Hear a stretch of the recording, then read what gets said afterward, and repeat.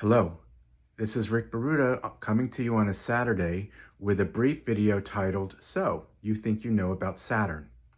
The planet Saturn in our astrological charts represents difficulties, obstacles, limitations. Now, these don't have to necessarily be negative. When we look at the planet Saturn, historically, of course, we get the name from the Roman god Saturn, who was associated with the harvest and abundance.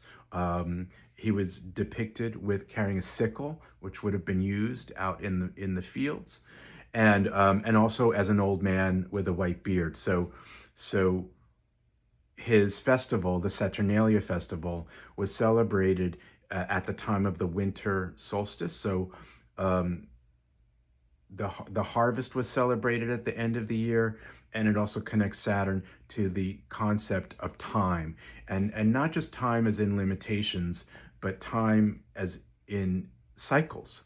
So because of course you have the shortest day of the year at the winter solstice, but the very next day the days start getting longer again. So there's a renewal process, and so Saturn doesn't have to be the end when we talk about obstacles and limitations.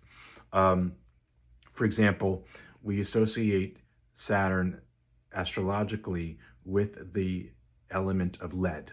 So the alchemists used the symbol for lead to represent parts of their unconscious that were unrefined, parts of their personalities that they were doing work on. And we still do that today. We just call it psychology, and we look at our shadows.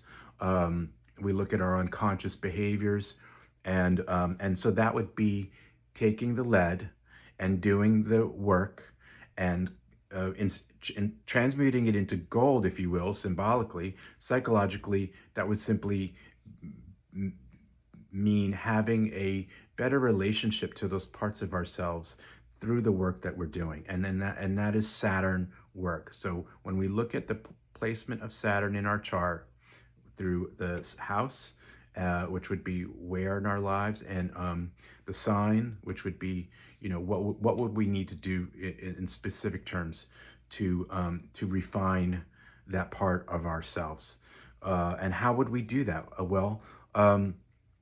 We look at how we get stuck, when we get stuck, what are we getting stuck on?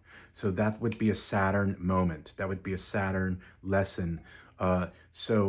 So we'd stop, we drop everything, we don't push forward, and just take our time, right? See if there's any tools that are nearby that for us to use. Why would we need those tools? What symbols in our astrological charts would give us clues to the tools we would need to acquire in order to develop a more conscious relationship to the Saturn lesson, and do those steps, take those steps, so that in time, the reaping of what you sow is not a negative concept connected to Saturn, but it's the reward that you get from putting in the work from Saturn. And so, and we recognize these, of course, during what many people are curious about, the Saturn return. So every 28, 29 years, Saturn returns to its original place by transit in the birth chart, and we kind of get to take stock of who we really are, who we have become in the development of ourselves. The first Saturn return relates to moving more forward in authenticity towards our life, and leaving behind our childhood wishes and dreams, leaving behind the dreams placed on us by other people. And the second Saturn return, which would be relevant for those of you who are closer to me in age, looking at how we've spent the last 30 years developing that authentic self, and what are we prepared to share with the next generation? How will we mentor? How will we pass on the torch?